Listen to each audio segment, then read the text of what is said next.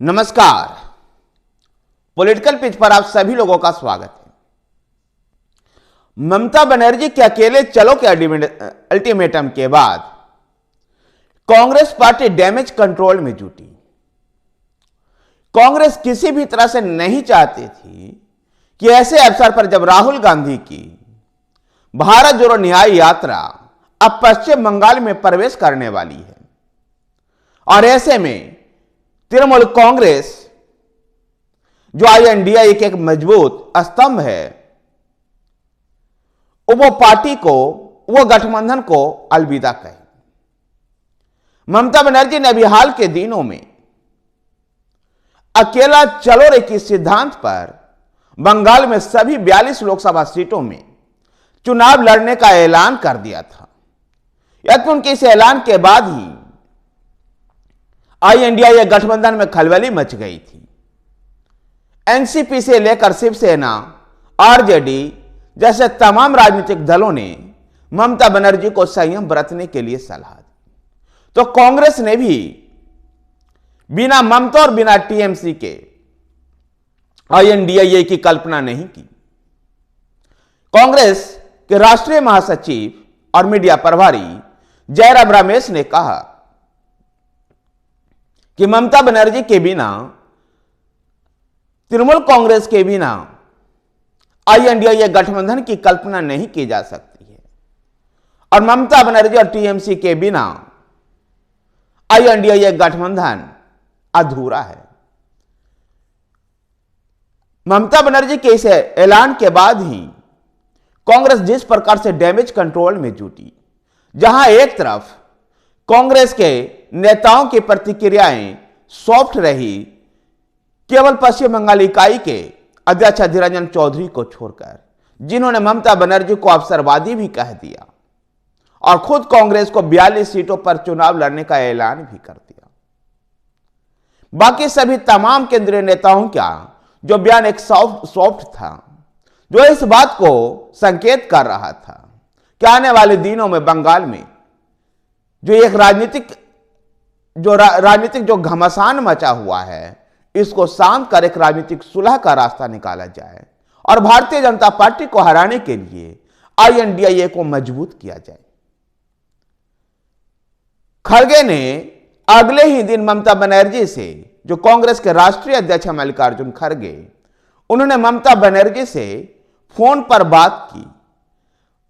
ममता बनर्जी और मल्लिकार्जुन खड़गे के बीच ये जो वार्ता हुई, इसके बाद लगता है कि पश्चिम बंगाल में सियासी बर्फ पिघलेगी और फिर से INDA एक मजबूत स्तंभ के रूप में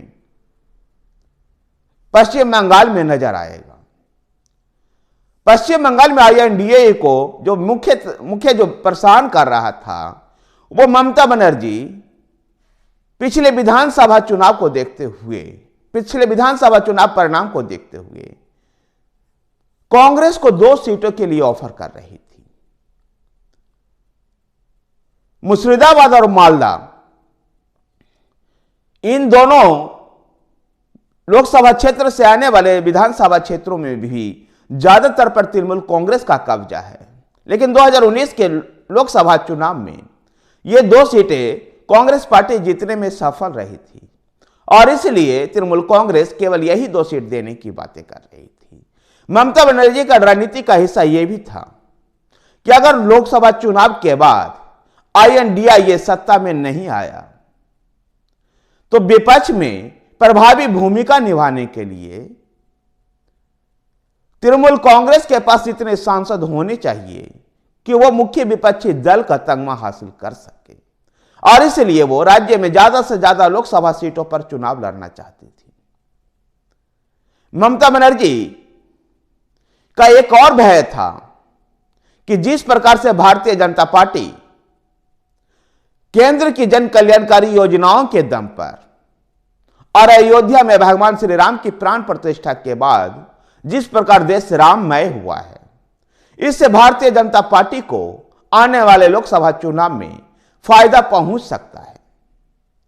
ऐसे में पश्चिम बंगाल में अपने पार्टी को रिलेवेंस को बचाए रखने के लिए ममता बनर्जी ज्यादा से ज्यादा लोकसभा क्षेत्र पे चुनाव लड़ना चाहती थी।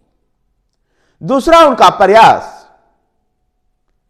जिनके साथ वो लंबे दिनों से संघर्ष करते रही है, राजनीतिक संघर्ष, कम्युनिस्ट पार्टियों के साथ किसी भी प्रकार से सीट शेयरिंग की बातें नहीं करती थी, क्योंकि जिस प्रकार से भारतीय जनता पार्टी पश्चिम बंगाल में अपनी पकड़ को मजबूत कर रही है, ऐसे में कांग्रेस और लेफ्ट पार्टियों को फिर से अपने शक्ति का इस्तेमाल, अपने प्रभाव के वजह से उनको बंगाल की राजनीति में रिलेवेंस बनाना तृणमूल कांग्रेस की राजनीति को ही कुठाराघात करता। तो पश्चिम बंगाल की आने वाले 10-20 सालों की राजनीति को देखते हुए तृणमूल कांग्रेस अपनी पार्टी को रिलेवेंस बचाए रखने के लिए कम्युनिस्ट पार्टियों को कोई सीट देने के लेकर तैयार नहीं थी। ममता बनर्जी की एक और बहुत बड़ी चुनौती थी, जो अल्पसंख्यक वोट बैंक पर तृणमूल कांग्रेस का कम्युनिस्ट पार्टियों के बाद, कांग्रेस के बाद कम्युनिस्ट पार्टी और कम्युनिस्ट पार्टी के बाद तृणमूल कांग्रेस का राज था, वहां भी उसको चुनौती मिलती हुई दिखाई दे रही है।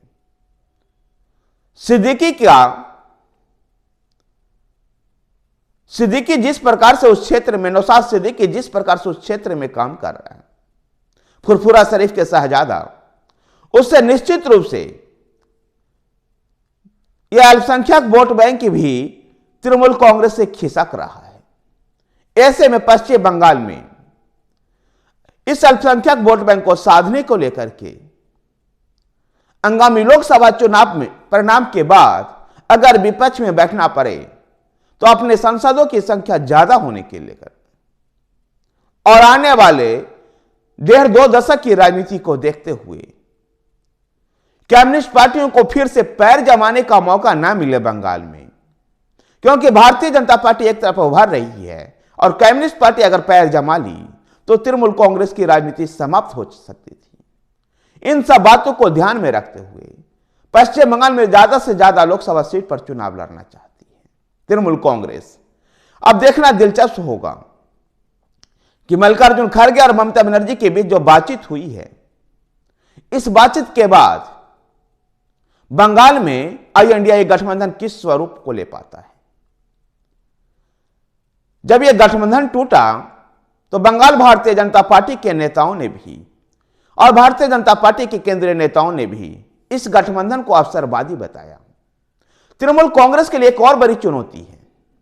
तृणमूल कांग्रेस इस समय भ्रष्टाचार के आरोपों का सामना कर रही है।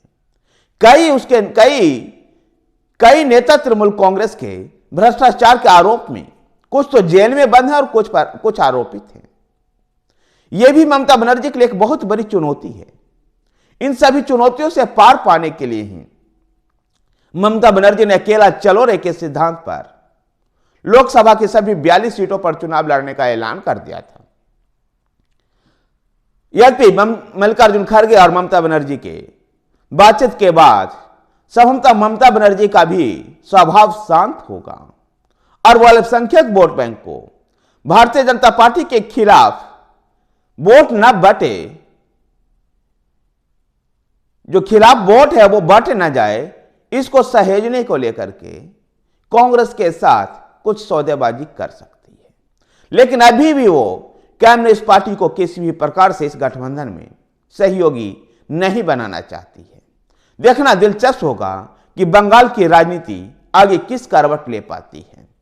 ममता बनर्जी भारतीय राजनीति में कैसे सक्सेस रही है, जो हार्ड डिसीजन लेने के लिए जानी जाती है।